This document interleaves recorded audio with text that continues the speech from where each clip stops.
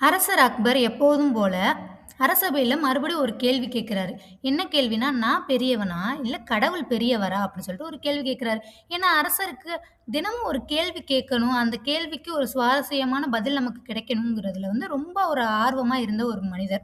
அப்ப இந்த கேள்வி கேட்கவும் அரசவையில இருந்த எல்லாரும் பயந்துகிட்டு, "நம்ம அரசருக்கு எதிரா எதுவுமே பேசக்கூடாதுப்பா" அப்படின்னு சொல்லிட்டு சைலன்ட்டா இருந்துட்டாங்க. அந்த நேரத்துல நம்ம பீர்பால் துணிச்சலோட என்ன சொன்னாரு தெரியுமா? "அரசே, இறைவனை விட நீங்க தான் பெரியவர்" அப்படின்னு சொன்னோனே, "அப்படியா? இதுக்கு எனக்கு கொஞ்சம் விளக்கம் குடு" அப்படின்னு சொல்லிட்டு அரசர் கேட்கிறாரு.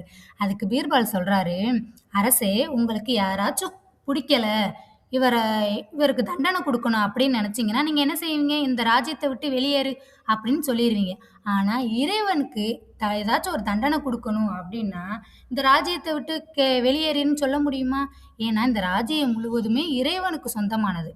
அதனால தண்டனை குடுக்குற தைரியம் உங்களுக்கு மட்டும் தான் இருக்கு அரசே. அந்த கடமையும் உங்களுக்கு மட்டும் தான் இருக்கு. அதனால நீங்க தான் பெரியவர் கடவுள விட அப்படின்னு சொன்னோன, பீர்பாலுடைய துணிச்சல பாராட்டி அவர் பேச்சை மறுபடியும் அரசர் வியந்து பார்க்க ஆரம்பிச்சுட்டாரு.